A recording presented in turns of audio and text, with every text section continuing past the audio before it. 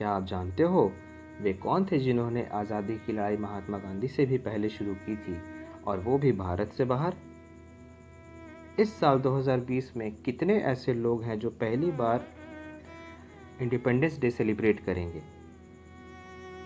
आज़ादी से जुड़े कुछ ऐसे ही अननोन और अमेजिंग फैक्ट्स को जानने के लिए बने रहिए मेरे साथ इस वीडियो के आखिर तक।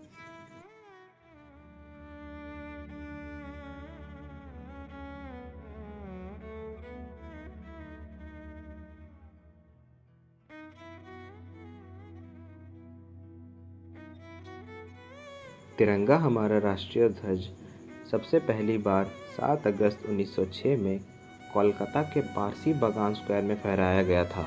और शायद ही आप जानते होंगे कि तब हमारा तिरंगा वैसा नहीं दिखता था जैसा कि आज है। तब से लेकर देश के आज़ाद होने तक हमारे राष्ट्रीय ध्वज में कई बदलाव किए गए हैं। आज़ाद भारत के पार्लियामेंट में तिरंगे को हंसा मेहता नाम की महिला ने सारी देश की महिलाओं की ओर से प्रस्तुत किया था, जिसके बाद ही तिरंगे को हमारे देश के राष्ट्रीय ध्वज का दर्जा मिला। स्वतंत्रता के समय भारत में 562 रियासतें थीं। इनमें से 560 राज्य भारत में शामिल हो गए और शेष दो यानी कि जूनागढ़ और हैदराबाद को सेना द्वारा अपने अधीन किया गया था। आज़ाद भारत की भौगोलिक सीमा को खींचने का काम साइरिल जॉन रैडक्लिफ को सौंपा गया था। हालांकि इसमें सोचने वाली बात तो ये है कि वे खुद भारत कभी नहीं आए थे। महात्मा गांधी आज़ाद भारत के पहले स्वतंत्रता दिवस के समारोह में शामिल नहीं हो पाए थे, क्योंकि उस दिन वह भूख हड़ताल का एक हिस्सा थे जो विभाजन के कारण शुरू हुई सांप्रदायिक हत्याओं को रोकने के लिए आयोजित किया गया था। भारत के पहले प्रधानमंत्री पंडित जवाहरलाल नेहरू जी को उनकी ड्रेसिंग सेंस की वजह से प्रसिद्ध वॉग मैगजीन में चित्रित किया गया था। उनकी जैकेट पश्चिम में एक लोकप्रिय फैशन ट्रेंड बन गई थी, जिसे नेहरू जैकेट के नाम से भी जाना जाता था। हम सब जानते हैं कि हमारा राष्ट्रगान रविंद्रनाथ टैगोर जी ने लिखा था, लेकिन कितने लोगों को यह पता है कि यह संगीत सबसे पहले किंग जॉर्ज पंचम को श्रद्धांजलि देने के लिए लिखा गया था और उससे बंगाली भाषा में सबसे पहली बार कांग्रेस के कलकत्ता सत्र में गाया गया था और 1950 में हमारे राष्ट्रगान का दर्जा दिया गया था। लाल किला 17वीं शताब्दी में शाहजहां द्वारा बनवाया गया था और ये राष्ट्रीय राजधानी में शक्ति का प्रतीक बन गया। हालांकि कुछ समय के लिए ब्रिटिश शासन के दौरान इसका अवमूल्यन किया गया, लेकिन आज़ादी से पहले ही इसे फिर से महत्व दिया गया और आज़ादी के बाद से हर साल स्वतंत्रता दिवस के दिन देश के प्रधानमंत्री तिरंगा फहराते हैं।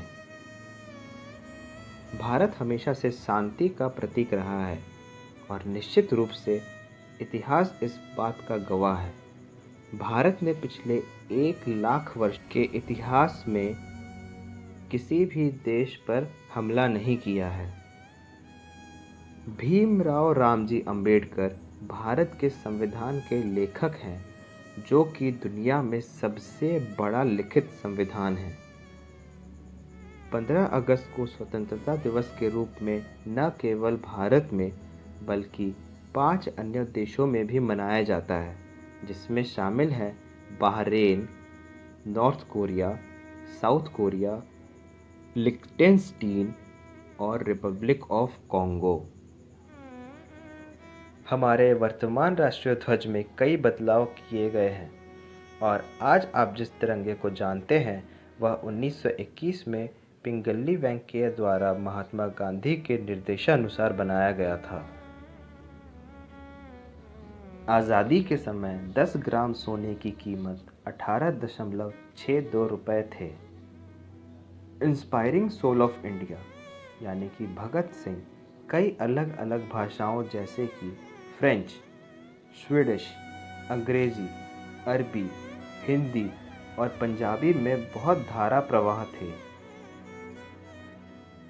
शायद आप यह सुनकर चकित रह जाएं कि हमारा राष्ट्रध्वज आज भी उसी जगह बनाया जाता है जहां वह सबसे पहली बार बनाया गया था। खादी विकास और ग्राम उद्योग आयोग ही एकमात्र ऐसी कंपनी है जिसे हमारे राष्ट्रध्वज के उत्पादन और आपूर्ति में लाइसेंस प्राप्त है। इस साल 2020 में कुल 14,000 लोग पहली बार स्वतंत्रता दिवस मनाएंगे। आज के वीडियो के लिए इतना ही। अगर आपको यह वीडियो पसंद आया तो इसे लाइक ज़रूर करें, और अगर आप चाहते हैं कि मैं ऐसे ही फैक्ट्स के बारे में वीडियो अपलोड करता रहूं तो आप मेरे चैनल को ज़रूर सब्सक्राइब कर लें।